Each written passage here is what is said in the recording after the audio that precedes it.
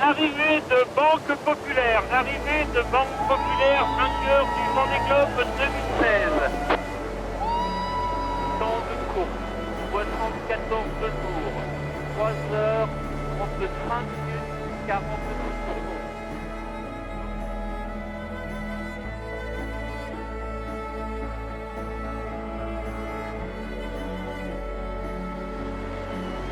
Je la voulais tellement cette victoire.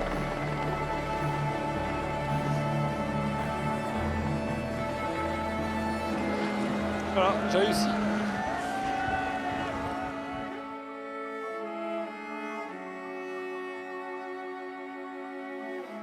Lecléache et Thompson au Sable d'Olonne, d'Estremo au Point Nemo au beau milieu du Pacifique Sud, 18 solitaires disséminés sur 2 océans sur plus de 17 000 km après 74 jours de solitude.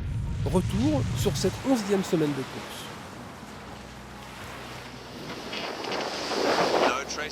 Aucune trace d'avion dans le ciel. On pourrait s'attendre à voir quelqu'un ici. Un cargo, un bateau de pêche. N'importe quoi. Eh bien, non. Non, rien du tout. Si je n'avais pas reçu un email de ma femme ce matin, je pourrais croire que je suis le dernier homme sur Terre.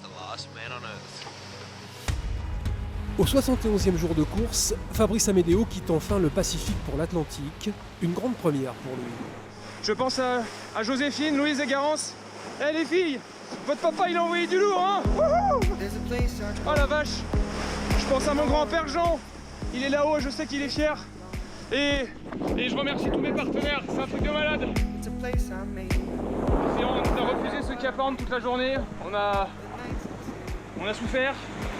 55 nœuds, et voilà, la belle récompense, une lumière incroyable, j'en pleurerai tellement c'est beau, c'est incroyable. Hey guys, we did it! We are rounding the Cape Horn! Et une pensée pour Yvon et Julien, mon équipe. On le passe ensemble celui-là les gars, tous les trois le Cap Horn. 4 heures et 12 minutes après Fabrice Amédéo, c'est au tour d'Arnaud Boissière de quitter enfin le Pacifique pour l'Atlantique. Caillou mythique. Mon 3e passage. Voilà. Allez, go. Cap Horn 2e. En fait, j'ai regardé la vidéo après et j'ai pas l'air super content sur la vidéo. Alors que je suis super content. Après les passages du Horn, du Benjamin et du doyen de la course, Alan Roura et Rich Wilson, il ne reste plus que 4 solitaires dans un Pacifique Sud toujours aussi inhospitalier. Voilà les amis, c'est l'hiver.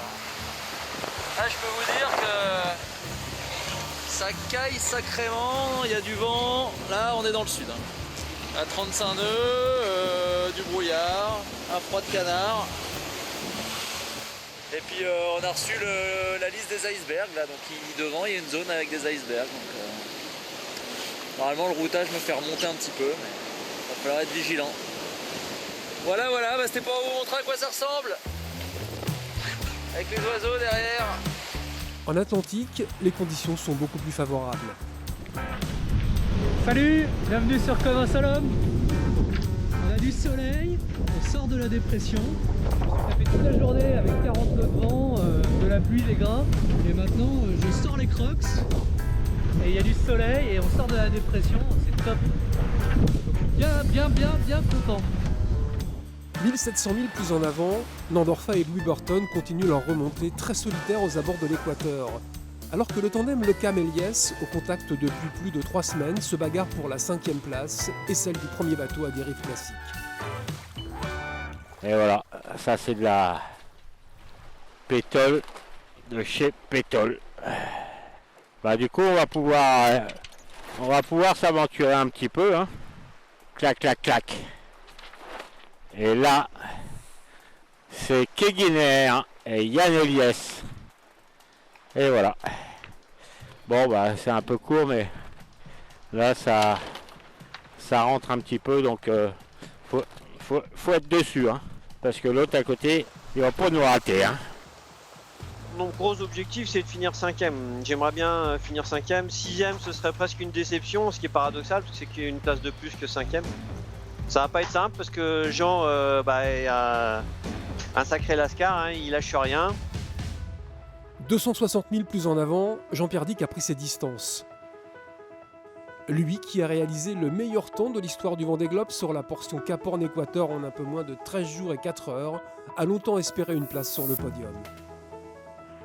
Ah non, le classement, regardez ma précédente édition, j'étais dans une confortable position de 3e, et boum balaboum à qui tombe dans les fonds, voilà, en tout cas dans ma tête, je suis sur l'attaque, tout est encore possible et le podium, il n'est pas fini, il est loin de là. Mais ce sera difficile de reprendre les 900 000 qui le séparent de Jérémy Bayou. Jérémy, qui malgré une course éprouvante, émaillée de nombreux problèmes techniques, privé entre autres de moyens de communication, réussit une belle performance sportive et observe désormais la progression des leaders avec beaucoup d'attention.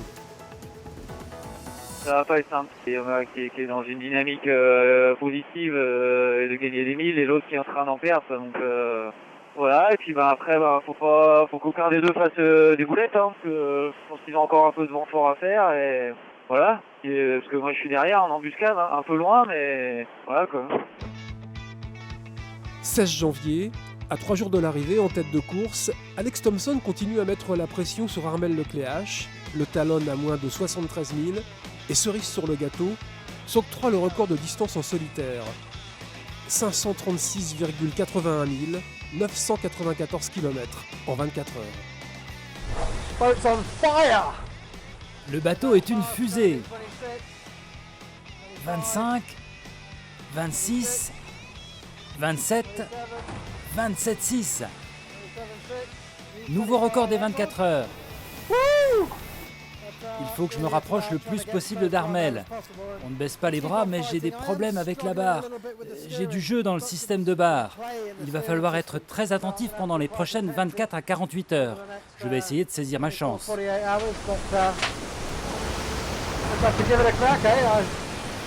Alex Thompson communique. Armel Lecléache se fait plus que discret. Après plus de 24 000 milles de course, le sprint final prend des allures de solitaire du Figaro. Le 17 janvier au matin, les deux hommes sont à la latitude 46 degrés nord, celle des Sables d'Olonne. Mais la route directe n'est pas jouable. Ils vont devoir aller virer à l'entrée de la Manche pour profiter d'un flux glacial de nord-est jusqu'à la ligne d'arrivée. Un finish passionnant, suivi à distance par les autres concurrents.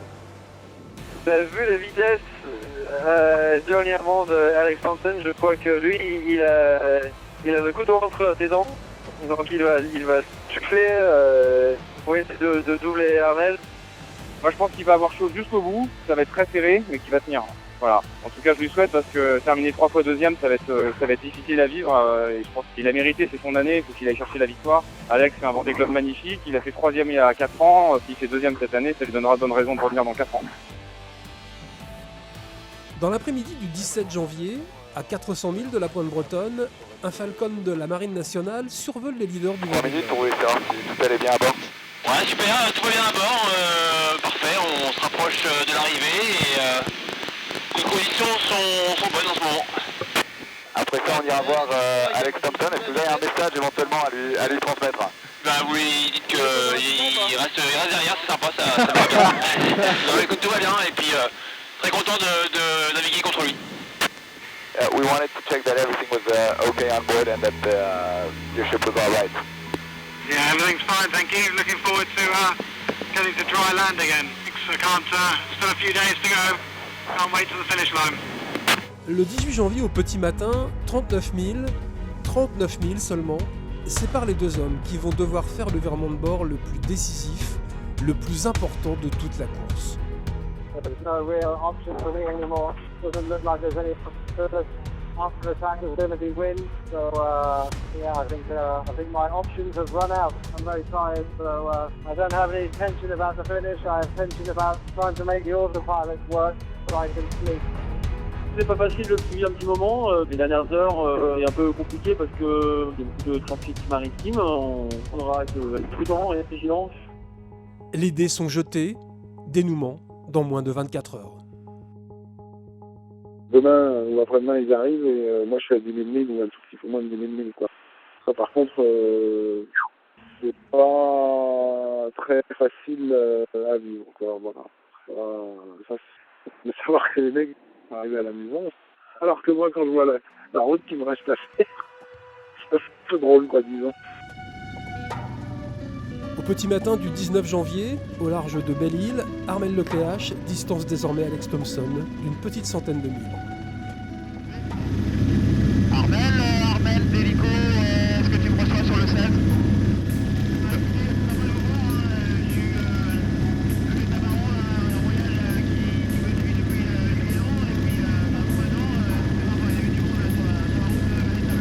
Bah écoute, on va devoir y aller, donc on va te laisser continuer avec Royal, et puis on se voit ce soir au Sable-d'Olonne.